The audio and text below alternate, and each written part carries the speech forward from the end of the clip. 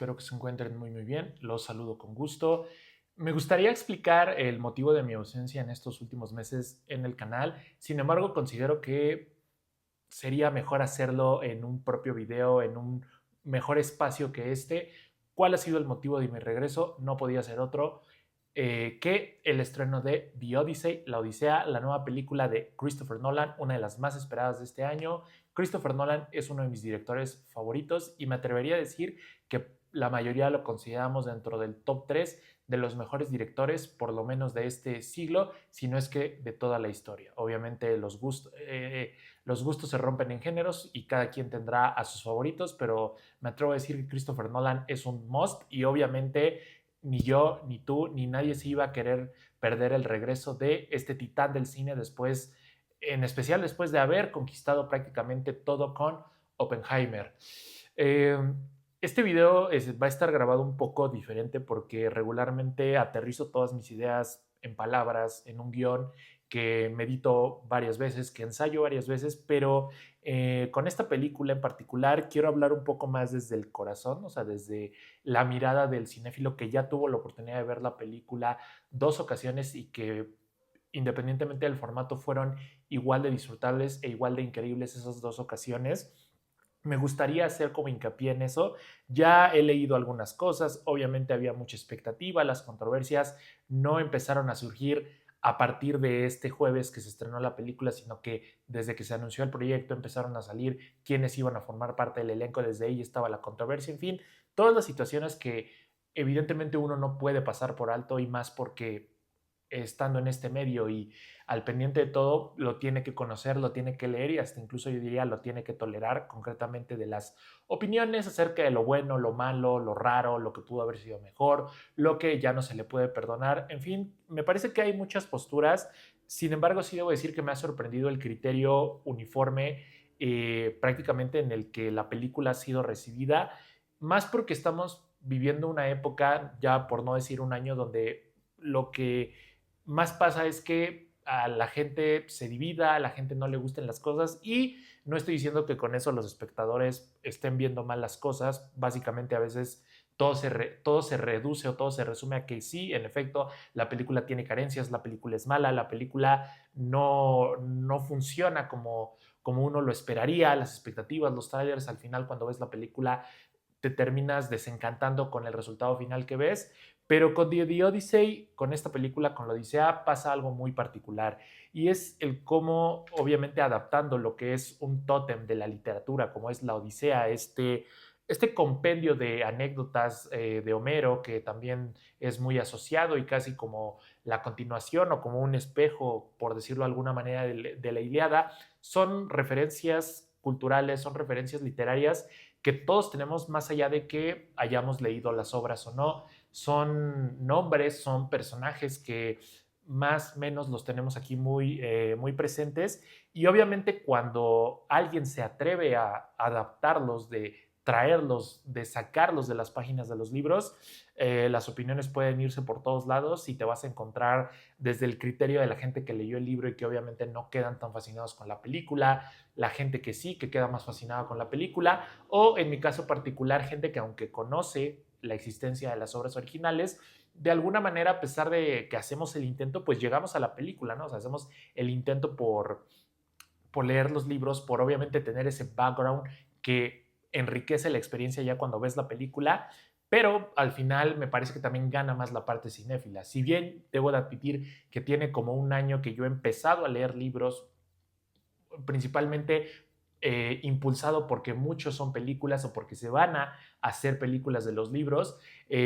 Ha sido enriquecedor en ese sentido, pero yo me sigo inclinando por la parte cinematográfica, por la parte de las películas. Y con esto, básicamente lo que quiero decir para empezar el video es que la película me ha fascinado, me parece que una vez más Christopher Nolan lo hizo y es que hasta incluso parecería lo lógico, ¿no? Decir que Christopher Nolan lo logró otra vez, pero realmente ver la película, vivir la experiencia, nos lleva a entender de que las cosas no pasan por casualidad y que realmente es un director que hay como pocos y que más allá de las controversias que genera, más allá del disgusto que puedan llegar a generar, sus declaraciones, su forma de ser, las decisiones que ha tomado no solo en esta película, sino a lo largo de su carrera, lo que no se puede negar es la maestría que tiene y lo que significa hoy tener a Christopher Nolan en pleno momento donde están surgiendo muchas fuerzas opositoras para que el esfuerzo creativo que siempre ha tenido la pelea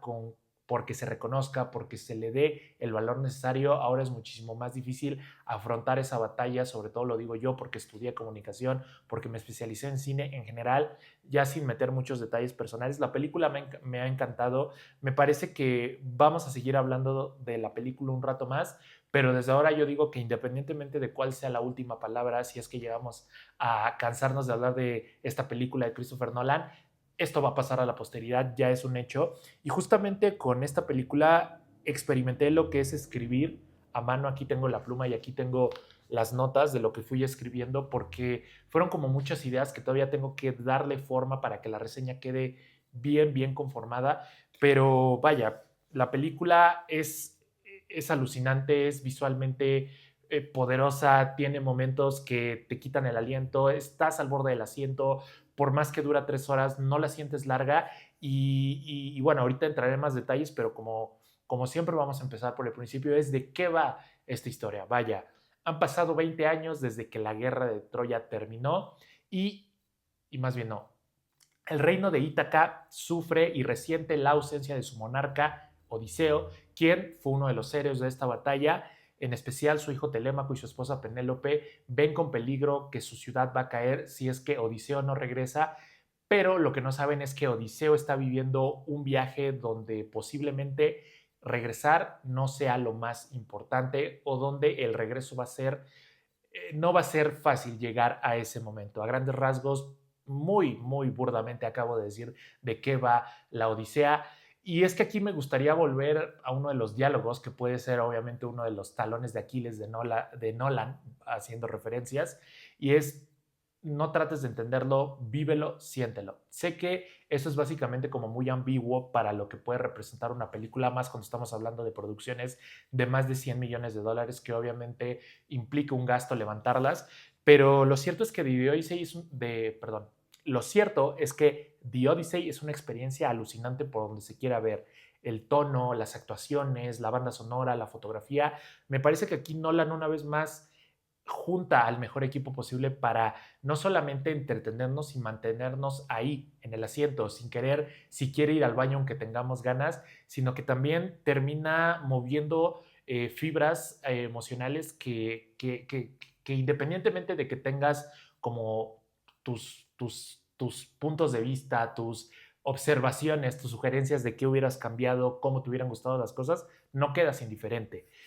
Christopher Nolan dirige esta película, que es interesante cómo se llega a que Christopher Nolan dirija The Odyssey, porque termina Oppenheimer y en su momento los primeros rumores apuntaban a una película de terror, luego hablaban de Matt Damon, de Tom Holland, y ya los estaban poniendo juntos en una película ambientada en una época del futuro, con helicópteros, y al final tenemos la Odisea y tenemos una película que es, como ya lo dije, una experiencia que te deja sin aliento, que más allá de que evidentemente tenemos el factor de la precisión histórica que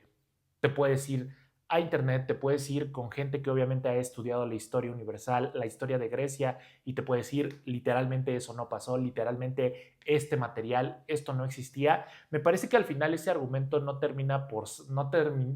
por qué ser el más importante con el cual la película sea juzgada. Me parece que Christopher Nolan ante todo dirige y escribe y adapta esta historia bajo su sello característico, que realmente me parece que le va muy bien, porque Christopher Nolan ha ido evolucionando en su narrativa, en la manera en cómo ya para sus personajes, si lo vemos con cada nueva película, el hecho de cumplir el objetivo termina representando un enorme sacrificio, y a veces ese sacrificio conlleva ¿a qué? A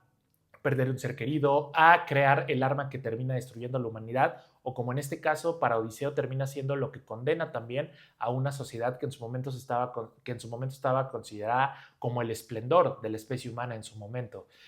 Matt Damon lo hace increíble, es un actor que en repetidas ocasiones y en los últimos años no ha dejado de mostrarnos por qué hay que seguirlo viendo, por qué hay que seguir viendo sus películas. tiene momentos aquí donde es estoico, donde su presencia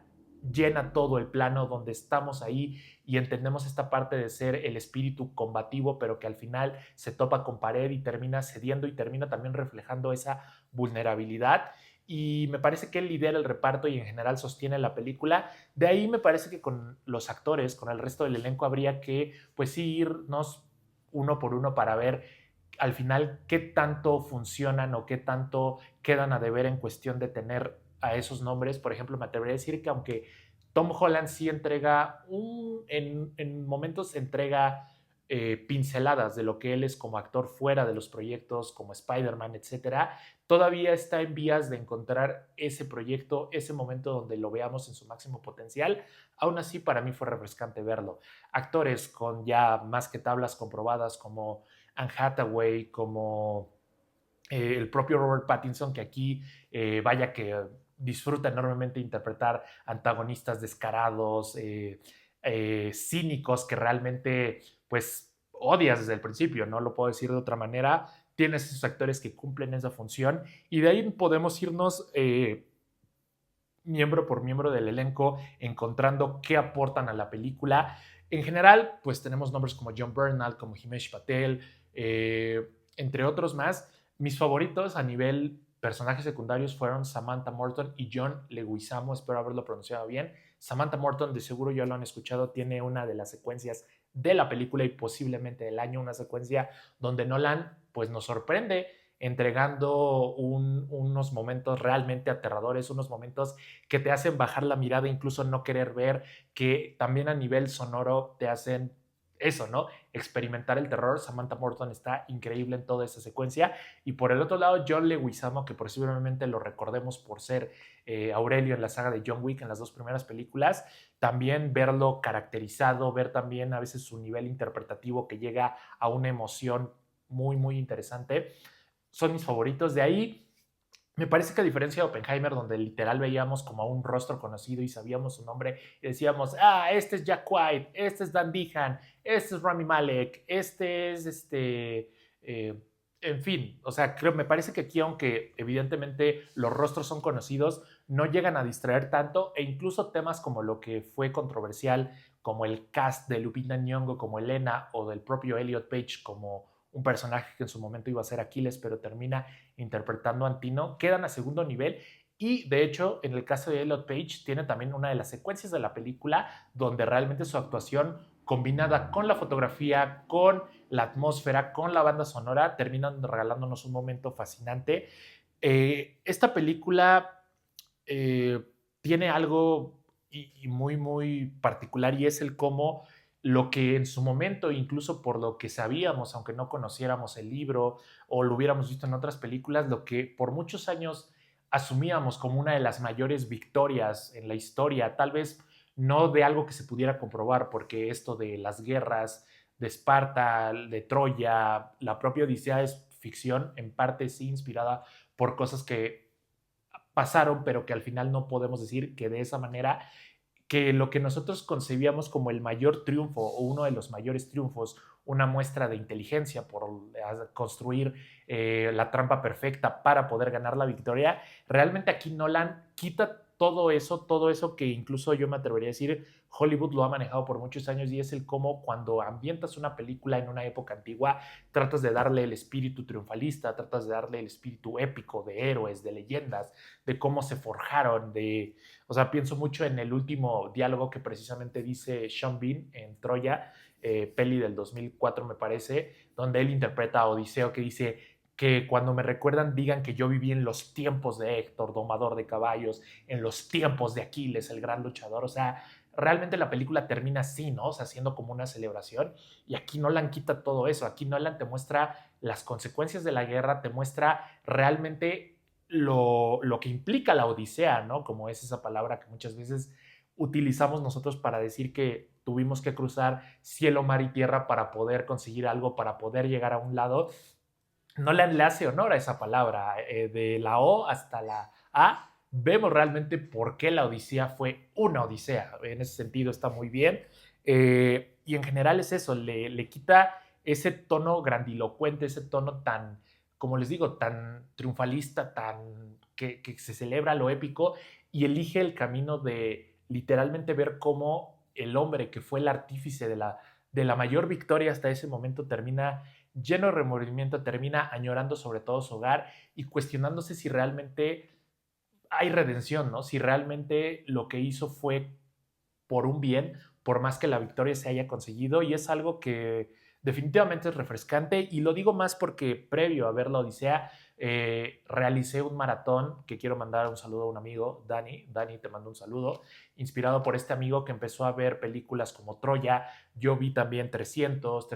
El origen de un imperio, Furia de Titanes 2, Immortals, todas estas películas que las pueden encontrar, por cierto, en HBO Max, que presentan siempre a Grecia como algo sensual, ¿no? Como algo que en su momento era el esplendor, pero mostraban cuerpos sexys de mujeres, mujeres que eran literalmente bellezas hechas personas, cuerpos varoniles súper marcados, súper fornidos. Obviamente, pues esto no era creado de la nada, era más bien trabajado desde lo que se sabe que sí pasó en ese tiempo, desde lo que se ha ido construyendo. Y terminando de ver la película, y lo he platicado con varias personas, dije, o sea, qué bueno que no hubo sexo. O sea, a lo mejor no es porque yo sea muy mojigato, como lo quieran llamar, pero fue refrescante ver una película que no se concentró tanto en ver una imagen tan pulcra y que más bien representó a Grecia como lo que fue. Sí, posiblemente una sociedad con ciertos momentos de lucidez que estuvieron en el pináculo o estuvieron en el cenit de la evolución humana, pero que a su mismo tiempo llegaron a eso, ¿no? Al punto más alto, y que, como dice el dicho, todo lo que sube tiene que bajar, y su decadencia no fue heroica. O sea, el que ciudades como Troya o el que el imperio de Esparta o llámense cualquiera hayan caído, realmente fue una caída fuerte, fue una caída fea que no que es muy diferente a lo que teníamos como en concepción, ¿no? Quizá esté hablando un poco desde la ignorancia, porque como lo repito, a pesar de que disfruto ver mitología griega en el cine, me encantan los libros, me encanta saber de la información, admito que aún me falta conocer mucho de esa parte, pero simplemente viendo lo que Nolan entrega, lo que Nolan crea, es imposible quedar indiferente en una película que además, como ya lo dije, dura casi 3 horas y realmente no se siente. Aquí Nolan mezcla mucho su estilo, que es no contarnos la historia de manera lineal, va saltando entre pasado y presente y nos va llenando de piezas de información que al final hay revelaciones que me parece tienen momentos clave, tienen momentos muy, muy bien atinados, e incluso aunque el final podría parecer de que es el típico final de Nolan donde el amor gana, donde a pesar de que el protagonista es cuestionable, termina de alguna manera saliéndose con la suya, me parece que no es del todo. O sea, me parece que, y si ya vieron la película, esa última decisión que es exiliarse, rendir tributo a sus caídos y ceder el trono a quien viene detrás de él, que es su hijo, no es en sí como la mejor decisión. O sea, también ha habido mucha controversia respecto al tema de eso, ¿no? De las capacidades, de lo que se ve en pantalla, pero yo sí debo decir que desde la escena del cíclope, que me parece que es la primera gran prueba que tiene que pasar Odiseo, desde esa secuencia, o sea, Nolan te deja sin aliento, sorprende cómo sigue manteniendo un nivel, claro, muy anclado en lo artesanal y en lo realista, por más de que él quiera curárselas de que evidentemente no usa los efectos especiales, están ahí, pero el cómo los maneja con efectos prácticos, el cómo lo mezcla con la forma en la que él hace el cine, es alucinante. Ya hablé de los actores, de mis favoritos. Aquí también trabaja con colaboradores que siempre han funcionado muy bien con su estilo, como es Hoyte van Hoytema, que transmite ese poder visual, esa agonía, esa angustia que muchas secuencias tienen, que las imágenes tienen. La banda sonora de Ludwig Göransson, después de escucharla 2 veces en el cine y a su vez estarla repasando mucho también a nivel personal fuera de la proyección de la peli, me parece que es algo que va subiendo poco a poco. O sea, termina volviéndose como como un personaje que entra y sale, pero cuando toma ritmo, sobre todo a partir, me atrevería a decir, como de la mitad de la película hacia adelante, la banda sonora ya no suelta y termina volviéndose un poco como ese canto seductor, pero que también es un canto de sufrimiento, que es un canto de agonía, y que acompaña muy bien este asunto de toda la travesía de la película. También me parece bastante interesante cómo en estos últimos años, del 2020 para acá, clásicos de la literatura como La Odisea por Christopher Nolan, el año pasado Frankenstein por Guillermo del Toro o la adaptación francesa de El Conde de Montecristo han traído estos clásicos de la literatura y resuenan mucho con cosas que están pasando ahorita mismo, ¿no? Precisamente el ver la historia de Odiseo hoy en día a cómo se vio en su momento cuando se adaptó, cuando se estrenó la película de Troya, me parece que hoy vemos la Odisea y vemos que cómo fue, o sea, el por qué Odiseo tardó en llegar, el cómo realmente la astucia que le habíamos atribuido como virtud a Odiseo por diseñar la trampa para ganar la guerra realmente fue el inicio del fin, ¿no? O sea, él dice que quemar las murallas de Troya significó quemar el mundo y es una frase bastante fuerte y resuena, ¿no? Con lo que está pasando en la actualidad, con cómo cada vez y cada vez más parece que estamos, ¿no? Llegando a ese punto que todas las civilizaciones, todas las grandes civilizaciones en momentos de la humanidad en específico llegaron y es literalmente ya no tener pues siquiera un futuro porque todo está en función de que la gente, o sea, todo está en función de que ganen, ¿no? De que haya guerra cuando realmente no hay un interés en buscar la unión.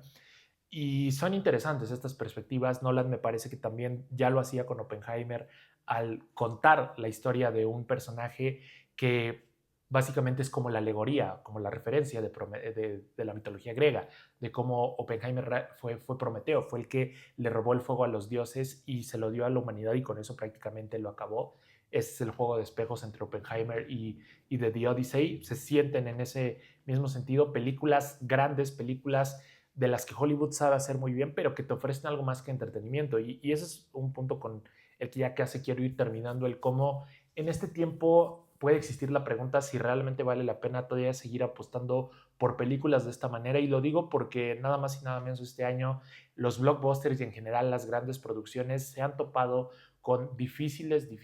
circunstancias que obviamente van ligadas principalmente a la calidad de las mismas producciones como Supergirl o como The Mandalorian and Grogu, por citar dos ejemplos, en contra de películas como Backrooms o la tan celebrada Obsession, de cómo hasta Spielberg, hasta Nolan han hablado acerca de los fenómenos que son, ¿no? Y de cómo eso sigue demostrando que las ganas por historias originales, por historias que le dediquen más al contenido que a la forma, pueden seguir existiendo, pero tienes a estos titanes como Spielberg o como el propio Nolan que siguen apostando, ¿no? Que ya después de haber prácticamente tocado el cielo y de haber dejado su nombre en la historia del cine, siguen teniendo el peso y la autoridad suficiente como para levantar estas producciones que demuestran que el cine comercial no está peleado con el también dejar un mensaje. Ya dije, hablando un poco de este mensaje y en general esa perspectiva diferente, pues hemos tenido en los últimos años cintas de esa manera. Yo solamente ahorita podría decir The Green Knight de David Lowery, The Norman de Robert Eggers, la propia El Conde de Montecristo, realizada en 2024 por un elenco de producción 100% francés. Son películas que han venido un poco como a quitar, ¿no? Esas ideas que teníamos concebidas de lo que representó esas épocas, que sí fueron épocas de esplendor, de avance, pero que realmente para llegar a eso hubo un enorme sacrificio y un sacrificio que no muchas veces los libros de historia y en general la gente conoce, ¿no? Es un poco lo que también me gustó de la película, que al principio Penélope le reclama a Odiseo de el amor no es sacrificio y básicamente Odiseo le dice, sí, el amor es sacrificio, o sea, esto que vamos a hacer, esto que vamos a emprender no es cualquier cosa, es realmente quitarnos, ¿no? Sacrificar nuestra humanidad, sacrificar el beneficio propio en teoría por un bien mayor, pero cuando asimilas que ese bien mayor realmente fue el inicio del fin, siento que es algo que te pega fuerte. O sea, yo sí salí la primera ocasión bastante contrariado en ese sentido, no por la película me encantó, me parece que como ya lo dije, no se siente larga en ningún momento, disfrutas cada instante como cinéfilo, ver la precisión de Nolan para preocuparse de los pequeños detalles como los grandes sigue siendo algo que celebras mucho, ver cómo utiliza y aprovecha al máximo a su elenco y le saca esas actuaciones, como hay momentos donde, como ya lo dije, algo que hasta ahora no se había visto tanto en el cine de Nolan, las aproximaciones al terror, ver que ahora lo introduce a su cine y con esto quiero también llegar al punto de que en su momento cuando nos enteramos de que iba a adaptar esta película, este era su siguiente proyecto, pienso que muchos teníamos la idea de ver algo en la línea de las películas que ya comenté, como 300, como Troya, en el sentido de que con esto quiero decir que Nolan fácilmente pudo haber hecho una película como las clásicas que Hollywood ha hecho épicas, como Gladiador de Ridley Scott, como Troya de Wolfgang Petersen, y podemos seguir etiquetando más y más. O sea, pudo haber una película hecha en ese tono, en un tono como más heroico, pero aquí da, o sea, el riesgo que tomó de que su blockbuster, que su película apostara a lo grande, pero hacia un punto de reflexión, hacia un punto de catarsis, hacia un punto en la búsqueda de identidad de su personaje, me parece una decisión sumamente audaz, sumamente arriesgada y que independientemente de lo que opine la gente y si te gustó más, te gustó menos, si de plano lo odiaste o la amaste, estarás de acuerdo en que no importa si a lo mejor estos actores no tienen necesariamente la etnia, la apariencia que hemos visto en otras producciones o la que se supone nos tiene que, o la que se supone que deben tener con base en las investigaciones en la historia, funciona porque todo está muy bien. Ya he visto y ya me he encontrado comentarios que sí, algunos actores se pierden, algunos actores como que no están en el mismo tono y en la sintonía, que visualmente hay momentos que se podrían cuestionar por la precisión histórica. Yo a eso simplemente voy a decir eh, voy a sonar muy, muy mal, pero quieren historia, váyanse a los libros, ya lo dijo Ridley Scott, y miren que Ridley Scott ahorita es básicamente el enemigo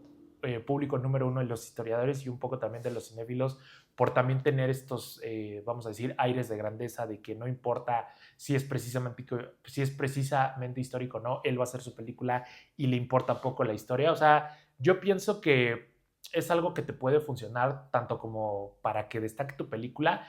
pero realmente también lo puedes olvidar. O sea, pregúntenle a Robert Eggers en qué le ha servido ser tan precisamente histórico en cada una de sus películas, cuando al final, literalmente, por el simple hecho de ser películas de terror, o sea, el sector de la gente o el sector de la crítica o los propios premios no han volteado a ver sus películas precisamente históricas, donde él sí se zambulle, así como lo hace Nolan, pero es lo que estoy hablando. O sea, nada te garantiza hoy en día que no te vas a salvar de las controversias. Creo que hasta incluso puliendo todos los aspectos en la preproducción y ejecutándolos a la maestría en la realización y llevándolos después a los ojos de la gente, vas a sufrir críticas, vas a sufrir rechazos. Yo lo que puedo decir es que la película es impresionante, a mí me ha gustado y como les dije al principio del video, esto lo quería hacer un poco más desde el corazón, un poco desde alguien que evidentemente es fan de Christopher Nolan y que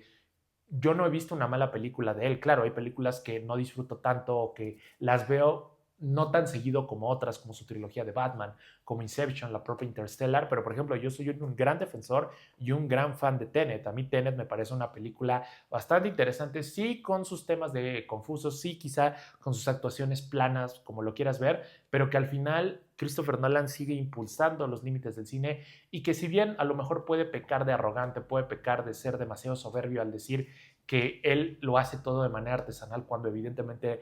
hay CGI en sus películas, esa es otra cosa. O sea, viendo el resultado final, no importa si él dijo que tiene más o menos CGI, a mí lo que me importa es que está bien ejecutado. En fin, eso es a grandes rasgos lo que ahorita les puedo contar. Posiblemente baje más ideas que sigo teniendo ahorita de la película en mi mente cuando vean la reseña publicada, pero por el momento vayan a ver la Odisea. Sé que hay ahorita un tema con los formatos, con la distribución, que ha habido algunos problemas, que los comentarios no se han dejado esperar, pero si ustedes van a una función en sala tradicional y ven la película, les aseguro que van a vivir una de las mejores experiencias y de lo mejor que nos puede ofrecer y de lo mejor que nos puede ofrecer el cine hoy en día. Ese es mi comentario final de The Odyssey. Hay que verla y que pues Dune, o sea, la Odisea está esperando a Dune para darse con todo en la temporada de premios y espero que ese sea el color, ¿no? La tesitura de la temporada de premios de el año que viene, que sea la tendencia de ver estas dos películas realizadas por grandes directores. En fin, es lo que tengo que decir por el momento. Ya llegará